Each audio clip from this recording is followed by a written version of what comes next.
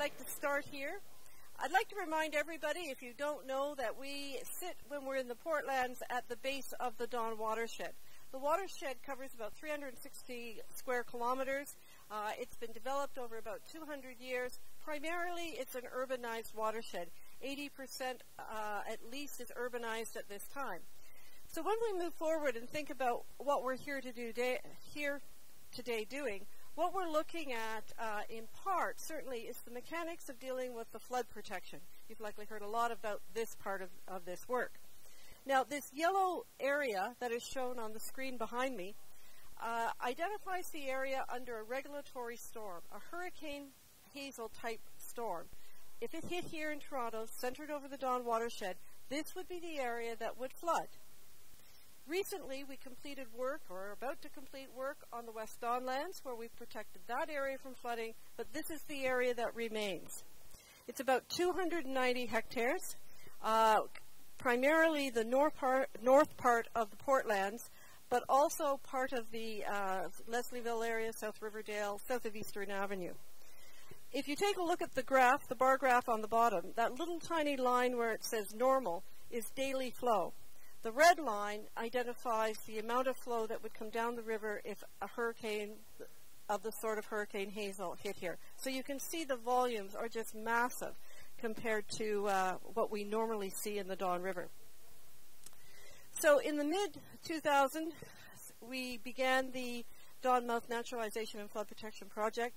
It was very clearly that our goal was dealing with naturalization, flood protection, but also integrating this work in terms of the city environment and the revitalized urban city that we live in and hope to live in. As we went through the process, we identified a number of alternatives. And this is an iconic representation of how this goes. We've had lots of comments that we should get better names for these things, and someday I hope we will, but please stick with me. The first one, the Inner Harbor, number 2, shows a pattern where the river water, all the river water, whether or not it's a normal day or a Hurricane Hazel kind of day, it all goes into the Inner Harbor. Number 3, all the water goes straight down to the ship channel, and you actually build out the Keating Channel. The Keating Channel's gone. In 4W, we have water that goes primarily into the Inner Harbor, the dark black arrow, and then during a rain event or high storm event, there's overflow that goes down the Greenway into the ship channel. 4S is the reverse of that, major flow into the ship channel. And then we get to 4WS, which provides the most flexibility that we had in these alternatives, and we actually had 3 flow channels. The main flow actually would go through the new naturalized mouth of the Don. 4WS, part of the flow would go through the existing Keating Channel under a storm event, and then we would also have flow that would go south to the ship channel in a larger event. So those were the 5 that we were dealing with. Then we went through a fairly lengthy evaluation program. We had many public meetings, which some of you may have been at, but many people did, or walked with us through those. We established the objectives and the criteria, which are on the one side of the screen, and we came up with 4WS for a number of reasons in terms of this review as the most preferred alternative.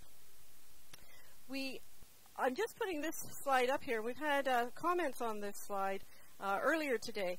But this shows both the mechanics, if I can call it that, of flood protection and the naturalization, along with the green space. And everybody's saying to us today, well, what happened to the green space? Let me assure you, we have not forgotten about green space here today. All we're talking about, though, are the mechanics of the flood protection and the naturalization. But we recognize people have a picture in their mind, and we wanted to just sort of highlight that for you. So, in terms of this, though, this preferred program, the thing that I want you to take note of is the development blocks that are north of the Keating Channel. 4WS was the only one that actually suggested that instead of putting the flood flows through what we call 480 Lakeshore, we actually use that to build on and make that part of the city. There are a number of reasons, and I'm not the planner on this file, but part of it certainly was that you were going to build out an area that would link areas like the distillery, Corktown to the north, down to the Portland. So we didn't have this big expanse where people had to get across in order to get down to the Portlands. There are many other reasons, I'm sure, than that, but that's mine for the day. But this idea has carried through, and most people have embraced that. So when we began to look at alternatives for the next phase of our work, we needed to keep that in mind. So what's happened since we submitted the EA in 2010? Well, the process of the province of Ontario is to send the EA out for formal comments. That means both to their agencies and also to the public. There were 3 or 4 comments that came back. There were concerns established or expressed about the promontories from the Toronto Port Authority, from Redpath Sugar, but also more recently, in the last few weeks, we've also heard from the recreational boating community that said they really were concerned about these promontories in terms of the congestion in the inner harbor. So that was one point. And then we, of course, were dealing with Lafarge. Lafarge have a 999-year lease on those dock walls, and they are part of the cement building process within the Toronto area, and not to be sneezed at. Port uses are important, in terms of the future of the city, and some of those have to be accommodated as we go through. So we came up with some suggestions that we could delay taking over those Lafarge lands and perhaps work continuously with TPA to try and resolve some of these promontory issues. Just so that you know, the Toronto Port Authority would have to permit anything we were going to build in terms of the promontories anyway, so they had another kick at that CAC even after the EA goes through. However, then we got into the discussions last summer, and we have requested a number of pauses, and when I say we, I mean the we of the Waterfront Toronto, TRCA, and now with the City of Toronto. So we requested a pause that the minister not review this, not look at this any further until we finish the city review. And then once this has been reported back to council in June and July, I guess June to committee and July to council, and we know which path we're on, we hopefully will be able to resume the EA and get things settled and in place.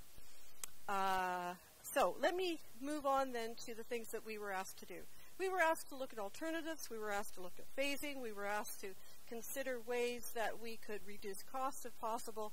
And we were also asked, as I mentioned a little earlier, to ensure that that development area north of the Keating Channel would remain for development. So in our alternatives, we actually weeded it down pretty quickly to alternatives 2, 4W, and 4WS. The reason we didn't look at 3 and 4S, we've said this about 7 times today, sorry.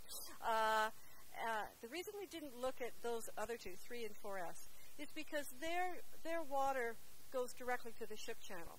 That could cause problems with sediment and dangers, actually, in the shipping industry down in the ship channel. So they had been eliminated pretty early on in our review, so we did not carry those forward. Here we have alternative 2. We are holding on to the lands north of Keating Channel. So what we did, pretty simply, is we took the area that we were going to put the floodwaters through the naturalization north of the Keating and moved it south. Similarly, we did the same thing with 4W. We had to move the major part of the major conveyance area south. So those are the 2 alternatives we had. And then we started taking a look at 4WS. And some of the ideas that came forward here were to move the ship channel back over closer to the Don roadway. By bringing the water straight south, there is a conveyance efficiency. The area can be a little narrower, the spillway can be a little narrower, and we don't bend that river quite so much again. Secondly, we looked at the promontories, and we brought those back some. We also looked at the area, which is that dotted black line with Lafarge, and identified potentially later on in the phasing how we could live with Lafarge or the other industries there and the use of the dock walls for some time. Then we moved a little bit to the north to make this work. And so that's what we have. And you know, it's not a pretty diagram, right? Everybody agree it's not as pretty as the other ones. But it's a mechanics. It shows you how you could do these things and come up with an alternative that resembles 4WS. For us, it resembles it pretty well. We have 3 outlets for the river. It's flexible, and like 4W, it's fairly feasible. We went through an evaluation with Waterfront Toronto, and we got the costing. And we find out that 4WS, 4W, and 2, they're not vastly different in terms of gross development areas. In terms of the Don River floodplain, we actually have quite a bit more floodplain in 4WS. Naturalized areas are slightly larger in 4WS and 4W, quite a bit smaller in 2. And the costing is all within $50 million. Now, $50 million sounds like a lot, but if we're talking about a $2 or $2.5 billion program, $50 million is not large. It's sort of within the scope of error in a case like this. So we're not too worried that these things are a little bit out of, not exactly the same. And looking at this, it seems fairly consistent to us with all the work we did around 4WS that this one rises to the top, and we should carry on with that. So if you can keep your eye on the full build-out here, which is on the right, and if you can keep your other eye on the yellow area, I'm going to show you how we address and reduce the area that is prone to flooding under a regional storm. The first phase would be the development of a spillway on the way south. By doing that, we would actually take the keys both north and south of the Polson Key, or the areas north and south of the Polson Key, out of the floodplain. You see it's turned white up on the screen there. It's not yellow now. Everybody with me? Okay, then the next thing we would do is we would complete the area north of Lakeshore. That includes the development of a sediment basin. It would likely include the widening of Lakeshore. Well, it does require the widening of Lakeshore, because when you have all this water coming down, you've got to get it south. And so you widen that. We have a little rail bridge in there, and there's 3 or 4 items in there. We also raise the Don roadway.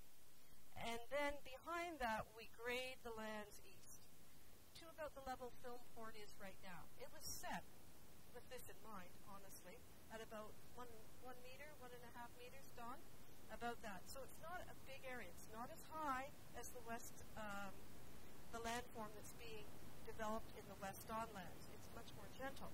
But think of it as the edge of a river valley. What we're going to do is bring it up, put the Don roadway on the top of it, and then it's going to be like flat tableland behind that. So that's the next phase. The important part to notice here is that by doing this piece of work, we have now taken all the land, along with this flood potential landform up in the former Unilever site.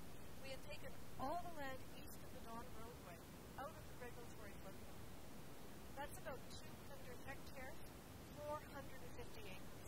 This is a huge benefit, I would say, for the people who live there, for the industry there, and for the city.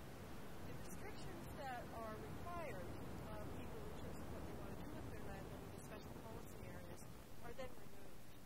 And the city's free to consider precinct planning or whatever else it wants to do without having to involve us, Conservation Authority, in terms of dealing with the floodplain. I think that's a benefit to you. Our staff back in the office thinks it's a real benefit to you. So that's where we are now. We've got the first 2 phases in and have done quite a piece of the work. The next phase is actually to begin the very serious piece of naturalizing the Don River mouth and bringing it down through the ship channel, bringing it down through the spillway and then out towards Polson Key. By doing that, we will pretty well all of the